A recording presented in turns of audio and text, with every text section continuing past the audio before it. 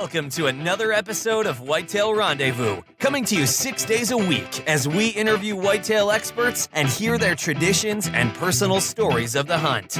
Learn more about the latest gear, discover proven tips, and the latest strategies so you can make your next hunt a success. Now, here's your host, Bruce Hutchins.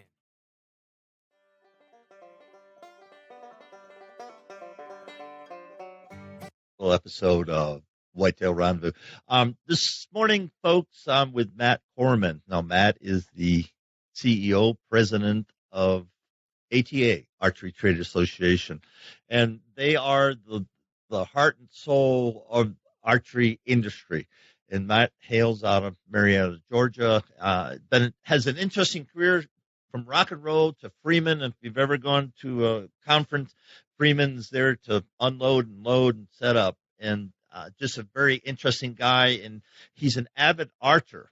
Yes, he's in the game. He's a certified USA Archery judge, level 2 instructor. And he loves the bow hunt. So even though he's running the quintessential iconic ATA, he still gets out and gets his hands dirty. Matt, welcome to the show. Thanks so much, Bruce. I feel very fortunate to be here with you today.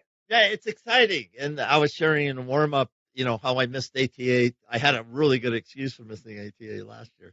But I'll be there this year, mic in hand, and doing, on the floor interviews. And I'm a voting member for POMA, Professional Outdoor Media Association. So I've got my press credentials. And so I'm ready to meet up with some of my guests and not some of the leaders. I will meet with the leaders of in the archery industry. And you're the heart and soul of it, Matt. And why did you come to ATA?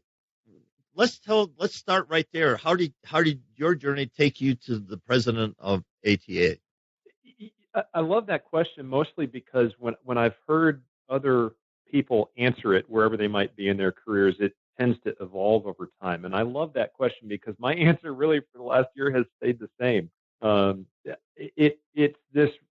It was this really unique opportunity that blended, my professional career. You mentioned, where I had been previously for almost 18 years and this passion that I had found outside of work at the time for target archery, watching my daughter compete internationally and trying to learn as much as I could about that sport and get engaged as deeply as I could in that sport. And when this opportunity came along, that was really the blend of those two things, my professional life and that passion that I had found for 4 or 5 years leading up to that. It was just a chance I could not take. It's funny, and maybe this is where the story evolves a little bit, Bruce. I probably have not told this story this way before publicly anyway. The individual who was trying to find the person for this role came to me and said, "Hey, I know you love archery, and I know you kind of been in the trade show industry. Do you know anybody who might be a good fit for this job?" And so I immediately, Bruce, I think I came up with a list of 6 or 8 folks and started sending them off to him. And I wasn't sleeping very well for like a week. And my wife finally pulled me aside. She's like, "What is going on?" I said, "Well, I'm thinking about this job. I'm thinking I might want to throw my hat in that ring." The easiest way to wrap that up is to say, I guess the rest is history. Wow. Was he soft pedaling or seeing if you were interested, but didn't know how to ask you if you were interested? That's interesting because that's not a bad technique to go to somebody and say, "Hey, I'm looking for this sort of person. Do you know of any?" Instead of coming out and say, "Hey, Matt, I've checked you out. You sort of kind of fit what I'm looking for or we're looking for. Let's talk about it." I don't know. Which way did that go? Yeah, we knew each other quite well. Outside of all of these industries, and he knew me well enough to know that my intention was to stay where I was. I loved the company I worked for. I still do. I have great respect for them. I love that industry, the trade show and events industry. I really enjoyed the job that I was doing and the people I was working with. I think honestly, Bruce, I don't think he thought I was going anywhere. So I think it was genuinely, "Hey, these two industries, is there somebody that you think might be a fit?" And then I think I kind of blew him away a little bit when I picked up the phone a week later and said, "What do you think about me?" And yeah, it was a long road after that, several months between that first phone call and winding up starting here I'm a few days past 1 year here. But boy, I just, in some ways it feels like it's been forever, and in other ways it feels like it's just gone by in a blink. Yeah, because ATA is a huge part of whitetail hunting. I don't know, my dad is dated, but I know the hunting industry in itself from shooting sports is 37 billion. There's about 15 million of us that hunt. A large percentage of us archery hunt and gun hunt, but uh, you see more traction. I have more people on the show that are archery hunters, and because they do it longer, they spend more time at it. Some gun hunters don't get mad at me, but a week before the season they'll go out and shoot their 30-06, 270, whatever their gun is, their 336 Marlin, and they'll shoot it and go, yep, same place it was last year, and they'll get their gear out and they'll hang it out outside, and they'll go deer hunting. Archers aren't like that.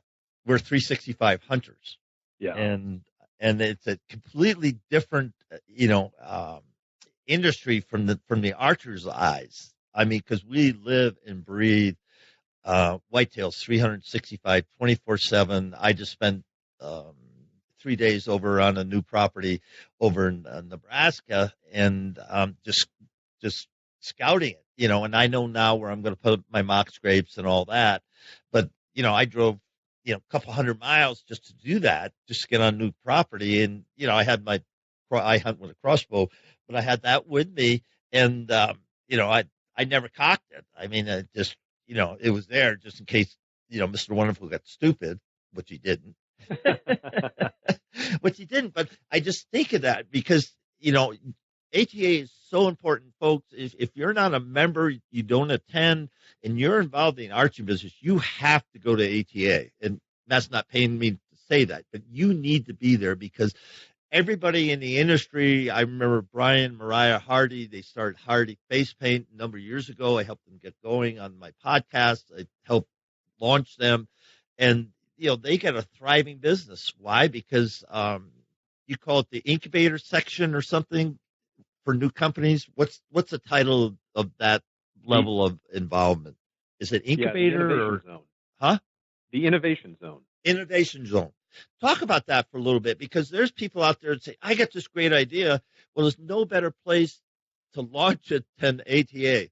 And this is not a paid commercial for ATA or an infomercial, but it's the truth, though, Matt. It's the flat truth. And that's a great area for especially a new business starting out, a new product starting out. I think we've all been there. We know someone who's been there trying to build a business from the ground up, build a brand or product from the ground up. Finances are always tight. It's always tough to get somewhere. So that's an opportunity for folks in the first couple of years of their business to get out and get in front of the buyers, the pro shop owners, and rub elbows with other manufacturers and get some education under their belt as well, in a way that they can't otherwise. If they're an established company, it's really is a pretty tightly controlled space that we're careful about who gets in there. And you've got to be one of those newer. You've got to be a very new product, very new company in order to get into that spot. It can be a great opportunity to launch a business. Yeah,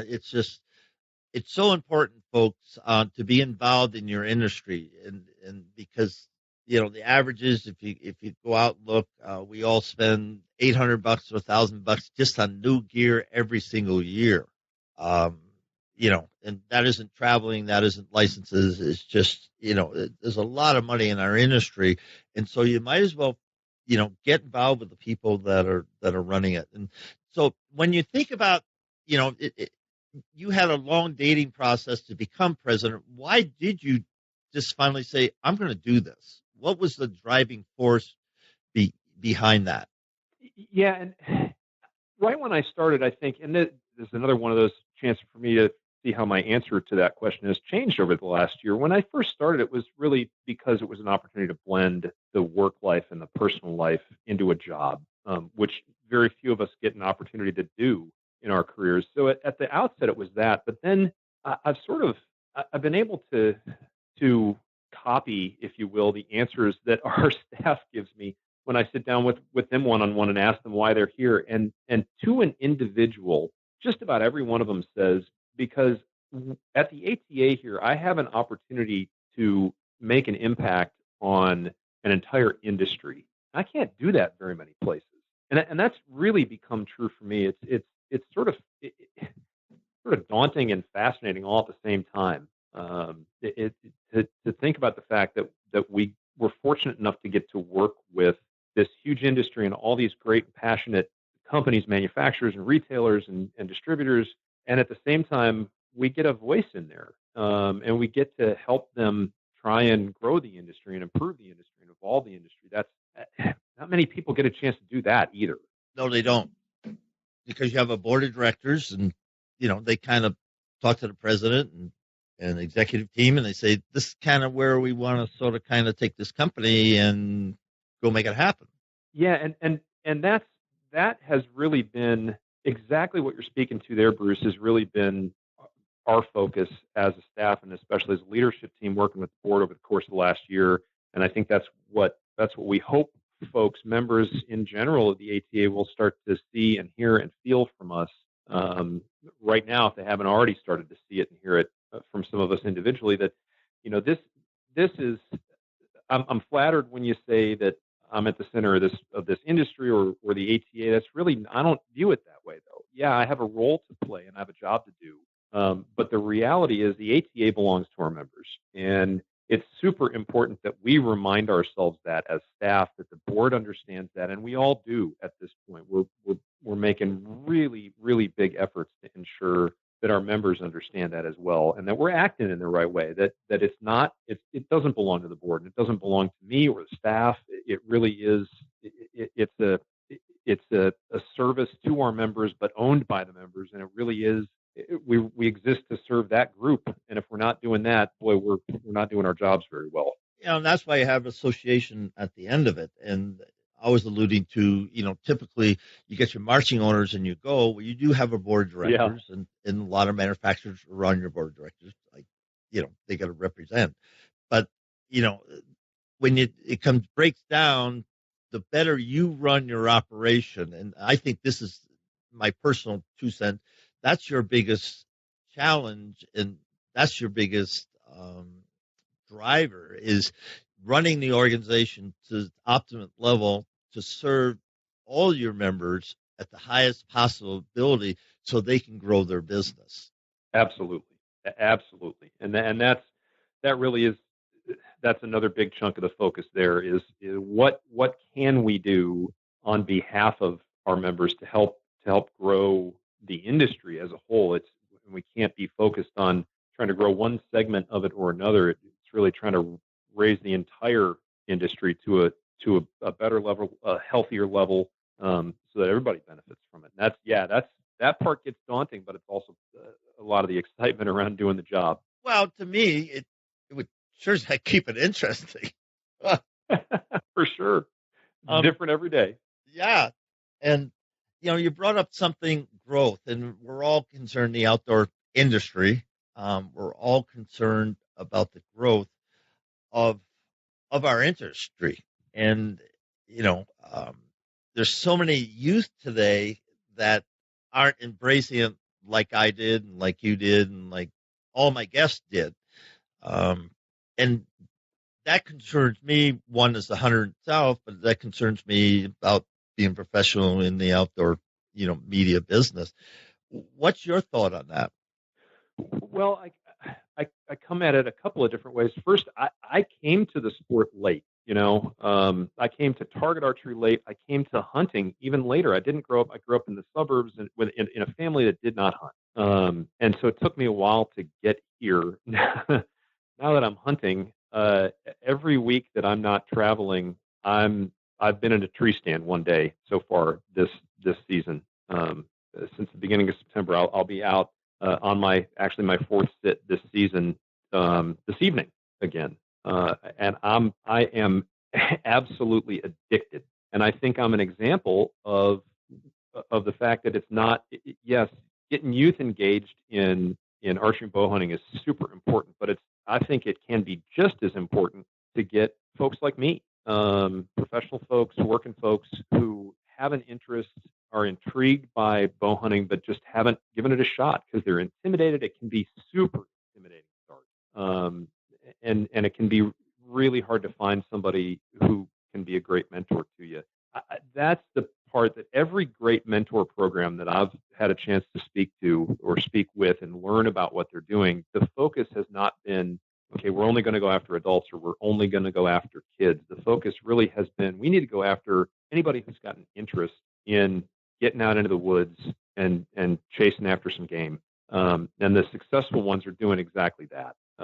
And it's certainly a long, long road ahead of us in that regard. But I think especially in the last couple of years, we've seen some great success with mentoring. We've seen that the state agencies are hugely committed to the R3 process, especially where it's focused on recruitment of new hunters, and also again not focused just on kids or just on adults, but making sure that they're trying to attract anybody who's got an interest in the sport and getting outside and just starting and trying to make it a little bit easier for someone to start in the sport, because that's the hard part.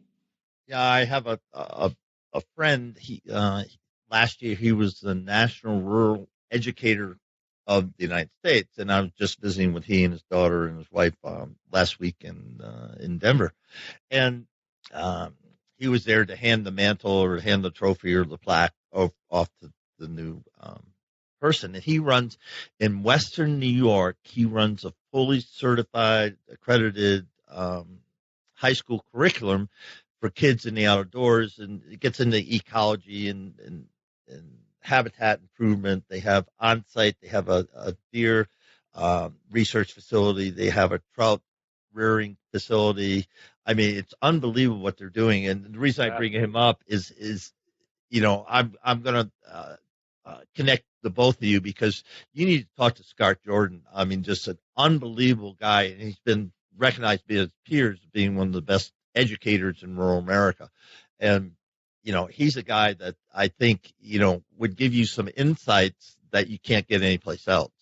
Yeah, I'd love that. Yeah, it's amazing what's happening in certain parts of the country in education. Not just the less formal mentoring programs, but also the more formal educational opportunities. There's huge potential there. Again, both for established target programs to continue growing, and also to, I think, hopefully expand really significantly and start up some new bow hunting programs as well. Sure. Yeah, and the other one I was thinking of is Mr. William Crawford, and he runs the President's Scholars Outdoor Program, University of Montebello.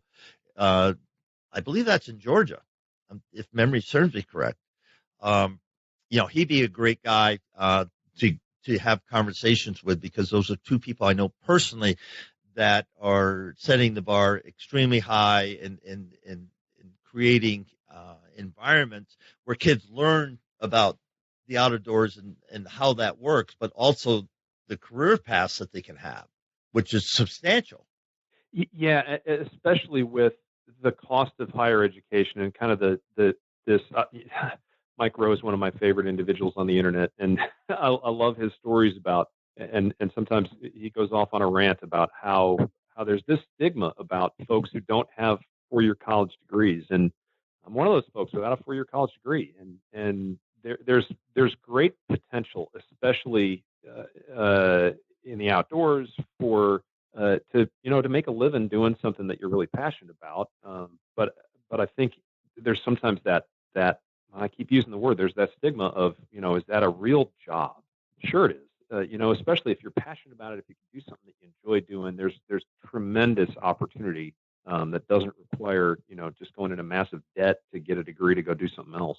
Yeah, there's enough, personally, enough guys that started, literally in their back room or their front room or wherever. They started a company and they've grown it to a multi-million-dollar, if not a $1 billion company in the outdoor industry. And it's Sure. just, there's plenty of that. And I like how you said, college is important. I went to college because I wanted to play football and run track. That's why I went to college. I didn't go to college for a degree. Yeah.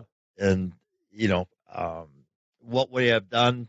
I probably would have been, if I didn't go to college, I probably would have turned out to be a fireman or a professional lifeguard, or something along that. And I probably would have ended up in the outdoor industry someplace. But, Sure.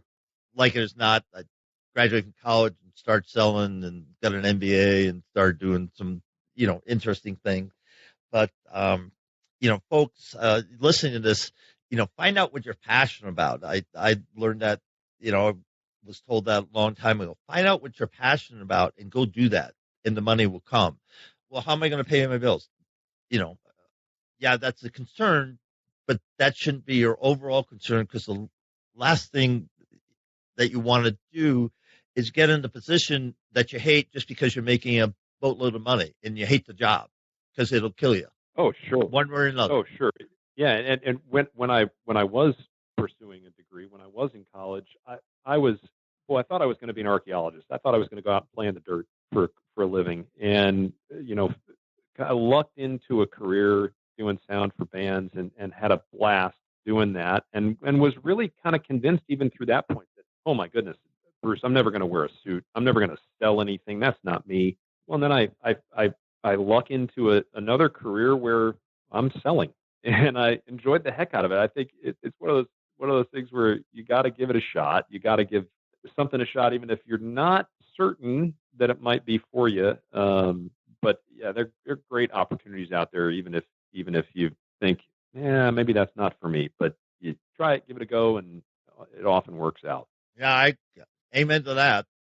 So listeners, just take a step back, and if you're graduating from high school or you're in your 30s and 40s and going, you're waking up, going to work, and coming home just because you're going to serve your family and do what you need to do. I get that, but really, really take a look at it, because I didn't realize, Mike's, complete background before the show, but I know, he was smart enough to realize, what he wanted to do, and he went after it. So kudos to you, man.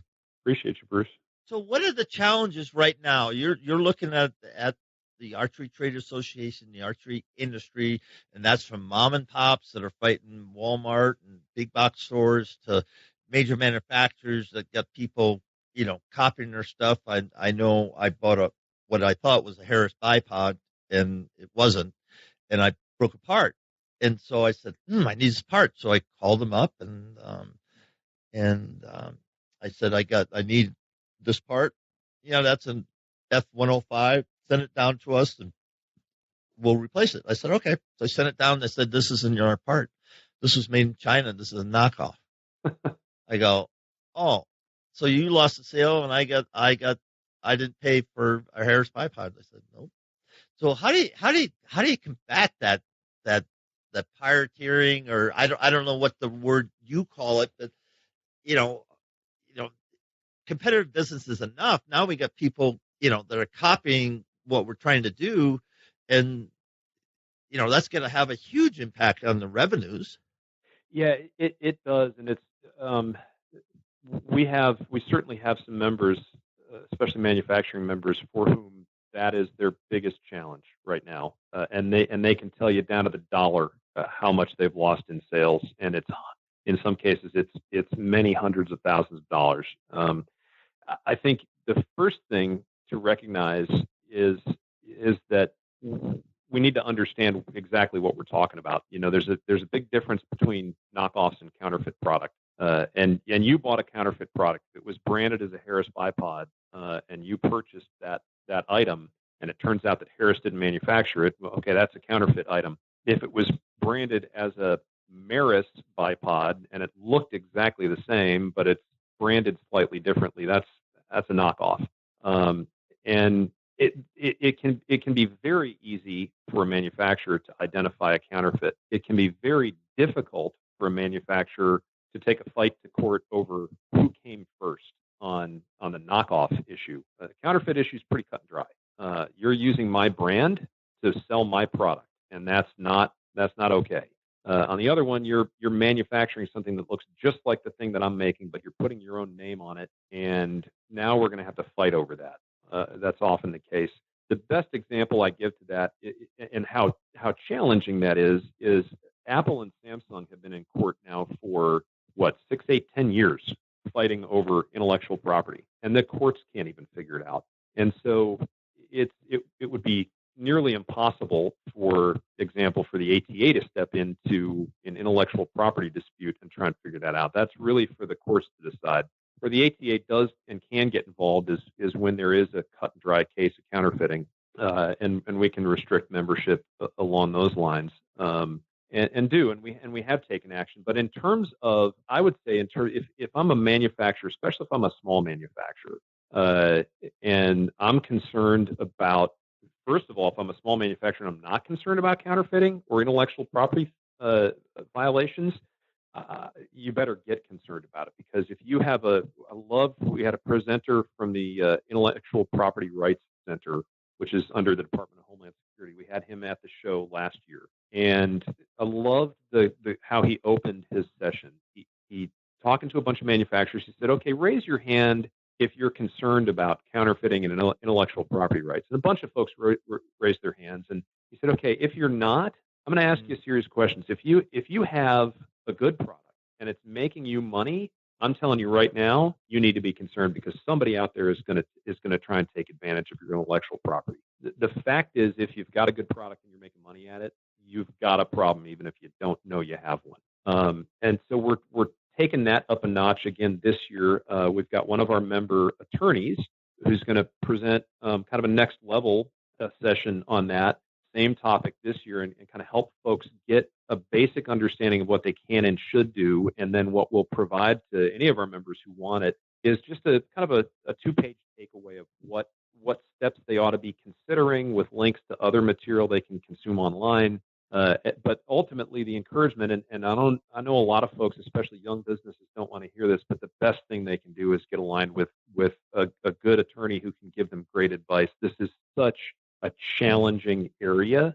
It's not worth risking your business to not spend a little money on somebody who knows what they're doing and can guide you and counsel you through that kind of stuff. That's great advice, because you work so hard, to create something, get it going. Then all of a sudden, once it hits the radar screen, you're going to have people coming after your widget. I mean, oh yeah, it's just going to happen, and just subtle changes here and there keeps you out of the trademark thing, because on my Harris bipod, the plate was welded from the counterfeit, but Harris, it's screwed in. Yeah, and Bruce, it's funny you mentioned that also, because I heard a story from a very well-known archery manufacturer, who talked to me about getting called over by a head coach for a national archery team, and said, "Hey, your equipment's not holding up as well as it used to." Well, this manufacturer was about as offended as he could be, and he said, "Hold on a second, show me what you're talking about." I walked him over, showed him the piece of equipment, and until he took it apart, he couldn't tell that it wasn't his. But the second he took it apart, he said, "Yeah, this is a counterfeit item. This is not mine." They're that good, folks. They reverse engineer them, and they know that they run the numbers and know that they can get part of the market share.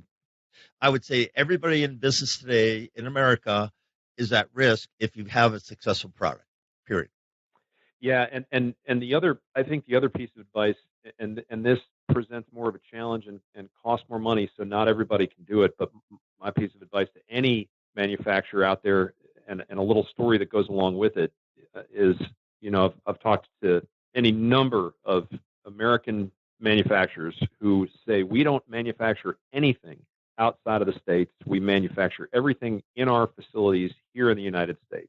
And I've had to start asking them, okay, have you protected your trademarks and your brands and your intellectual property overseas? Well, no, because I'm manufacturing everything here. Well, I'm here to tell you, you're going to have to start protecting yourself overseas, because just because you're making it here doesn't mean somebody else isn't making it over there. And that's the next level, and that's even more insidious, is that we've got overseas manufacturers within their own country starting to trademark American brands, and then they can quote unquote legally produce those items within their home country. And it's terrible, and it's really hard to extricate yourself from something like that once it's done. We've got several of our members trying to fight through that now, and several others who are now proactively getting over there and trying to protect themselves. But it's not inexpensive. It's not as expensive as you might think it is. But again, that's one of those situations where,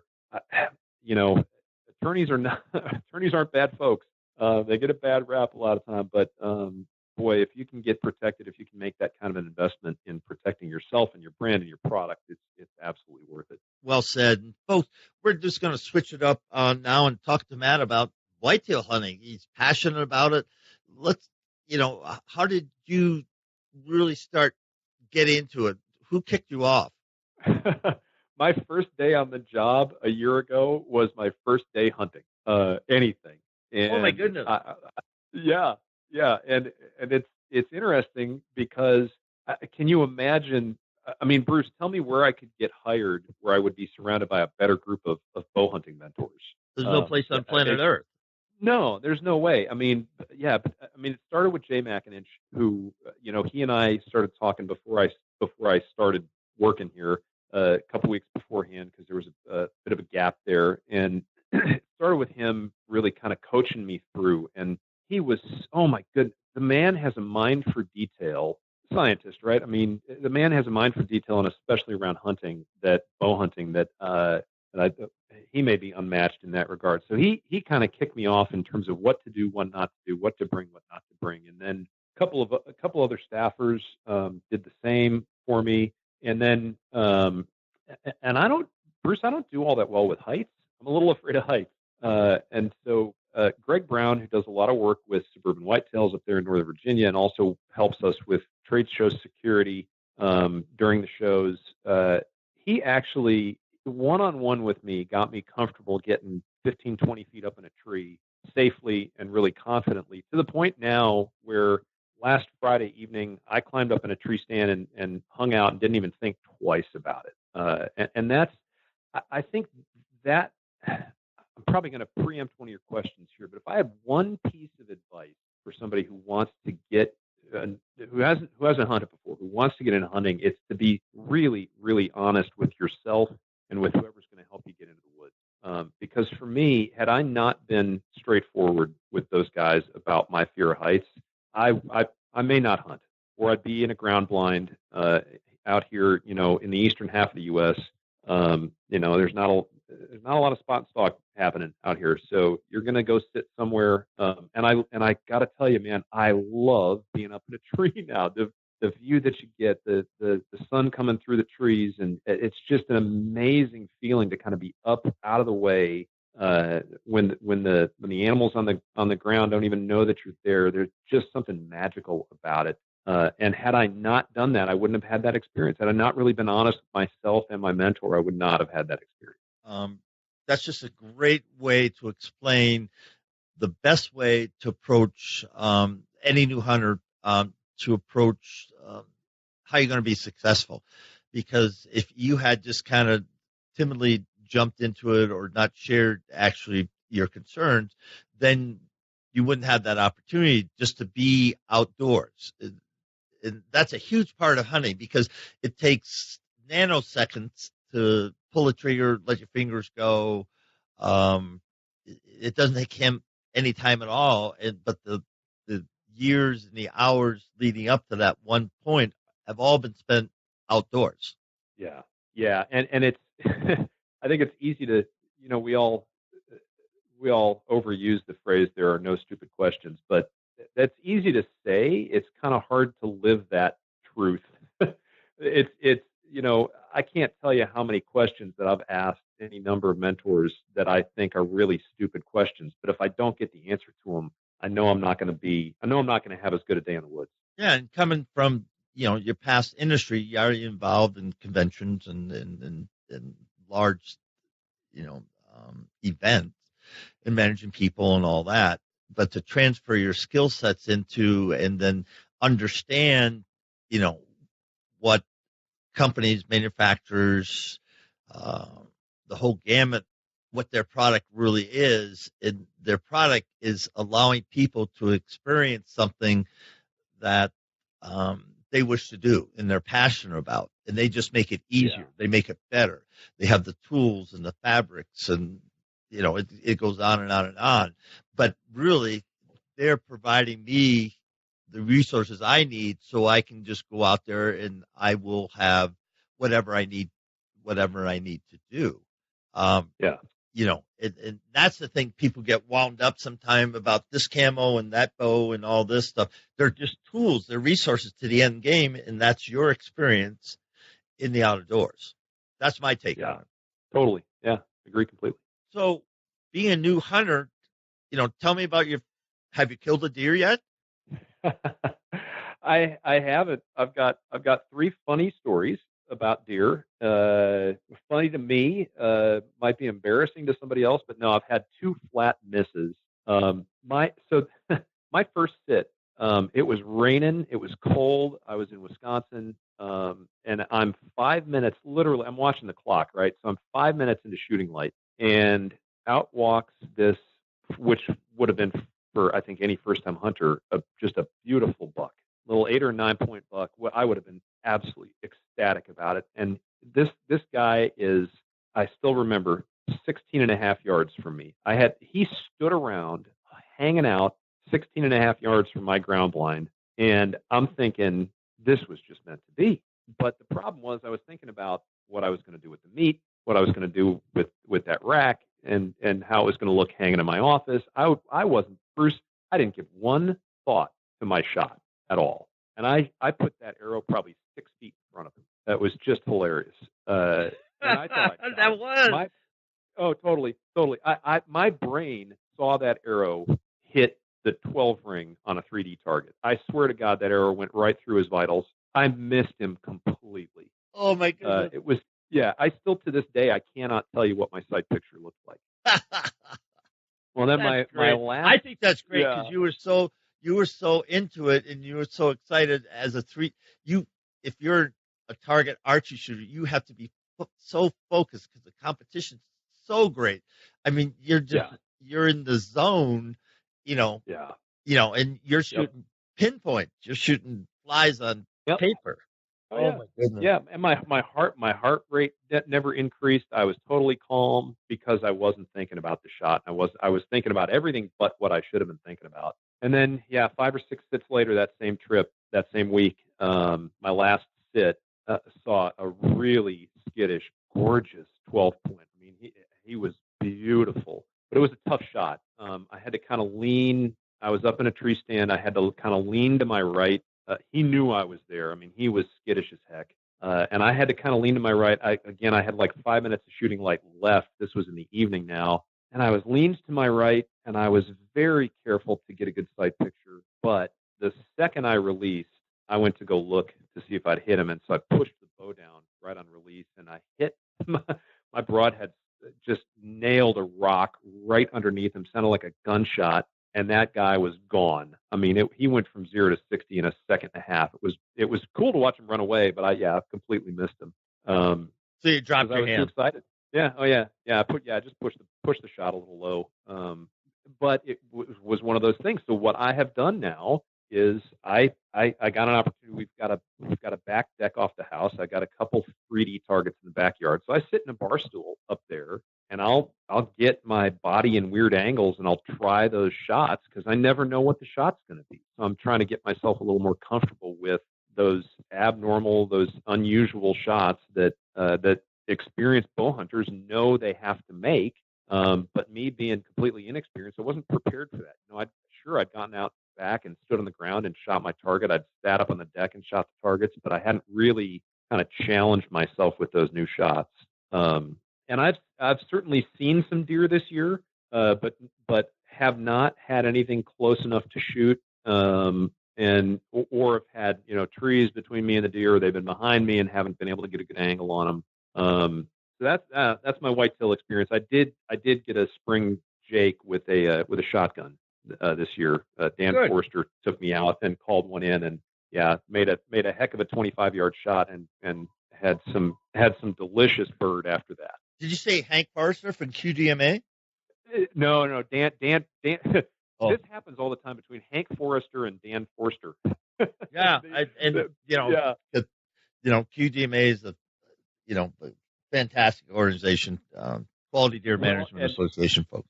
And I'm going to jump in there because that's where I've been hunting. I've been hunting their land out here just outside of Athens, Georgia. Brian Murphy and Hank and John Eastman out there have been really kind in inviting me out to shoot. You're a member, right? You're a member, right? I am a QDMA member. Yeah, I'm new member this year. Yep. Thank you. Oh, that's great.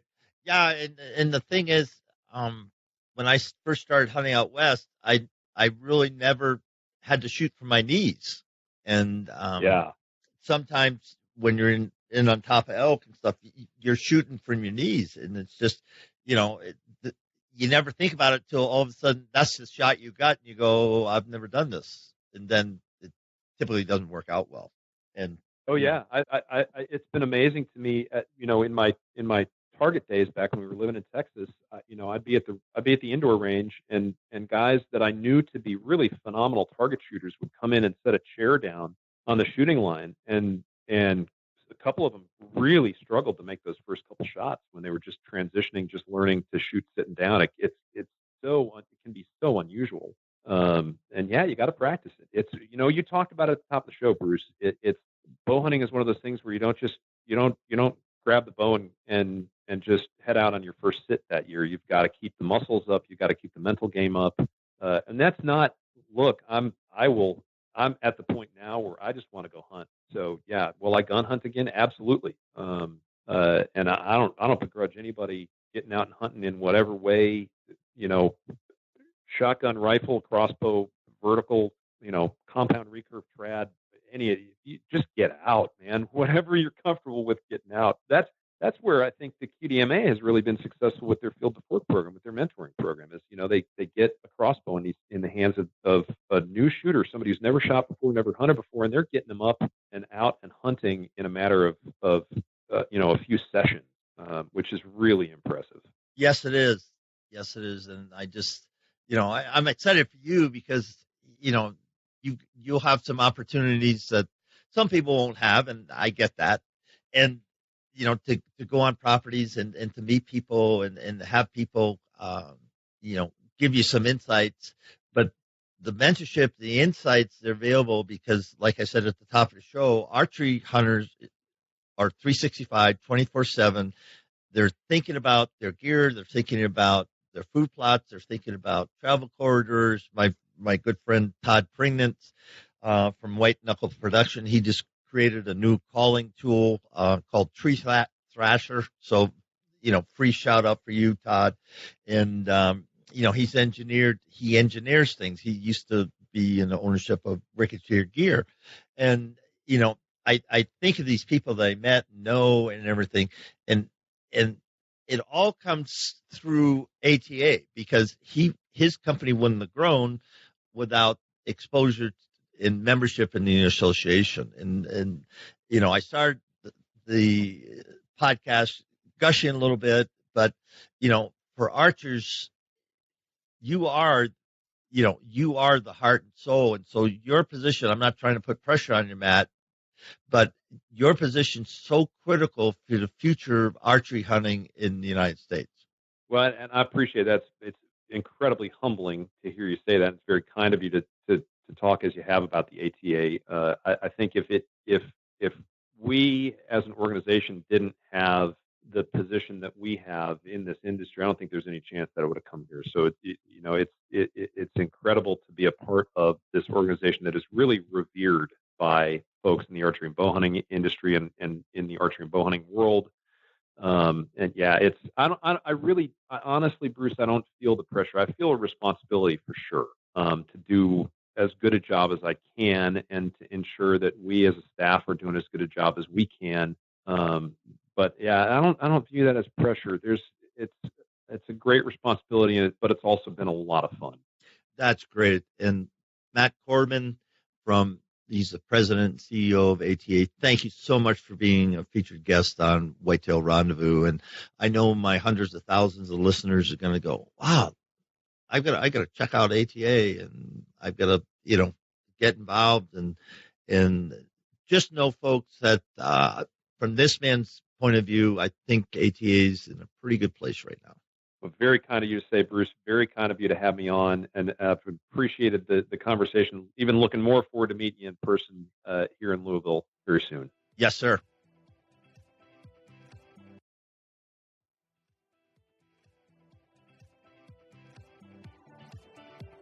Thanks for joining us. Be sure to tune in tomorrow for another episode of Whitetail Rendezvous, where you can listen and learn from the experts so you can be more successful on your next hunt. Until next time, listen, learn, and succeed.